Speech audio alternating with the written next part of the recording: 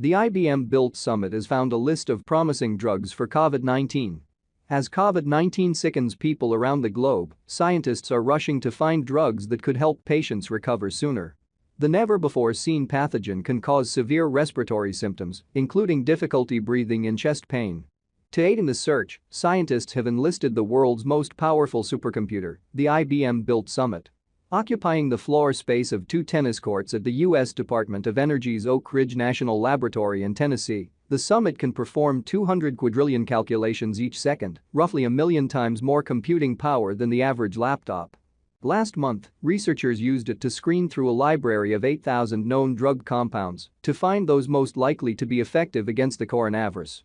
The compounds included chemicals, herbal medicines, and natural products that have either been studied in humans or are already approved drugs and, importantly, are already considered safe for humans. Summit narrowed down the dataset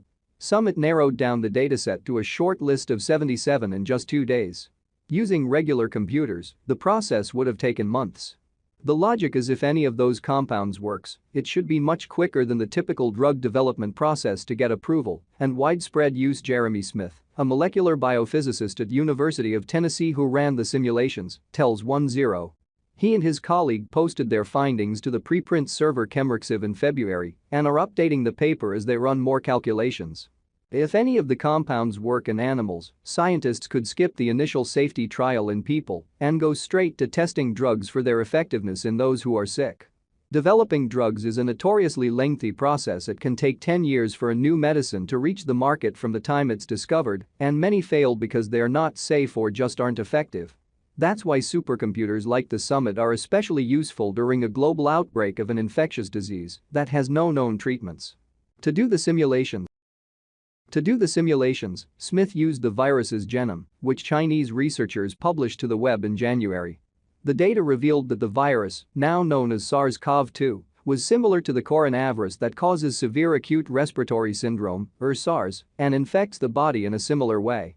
With this knowledge, they programmed the Summit to search for a very specific type of compound. Coronaviruses get their name from the crown-like proteins on their surface, which allow the virus to bind to and infect human cells. The researchers used the Summit to pinpoint drugs capable of binding to these protein spikes in order to thwart the virus's ability to get inside the body's cells. I don't know if any of them will work. Maybe no compounds in the database will work, or maybe several will. Complicating the process is the fact that these spikes constantly make lots of tiny movements. Researchers have to figure out how to model those movements to help find drugs that can work against them. It's a complicated mathematical problem. David Turek, vice president of exascale systems for IBM, tells 10. Exascale computing refers to the ability to make a billion calculations per second. A supercomputer can do this very quickly with machine learning algorithms. Using 4,608 nodes, the equivalent computing power of the same number of laptops, it takes a problem, chops it into pieces, assigns them to all of the individual nodes or computers, and then brings all those pieces back together to reconstitute the solution to the problem. It's similar to a beehive, where 100 or so different drones are working together for a common goal, but each one has its own mission.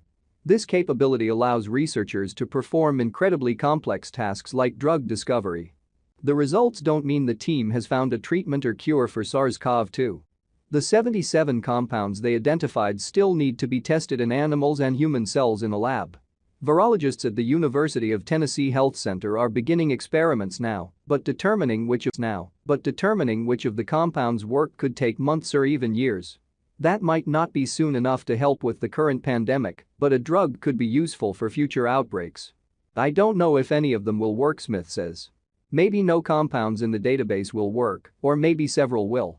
In future outbreaks of new and untreatable diseases, Smith thinks these types of drug discovery simulations could be coordinated using the 500 or so supercomputers around the world so that scientists could jump-start drug testing.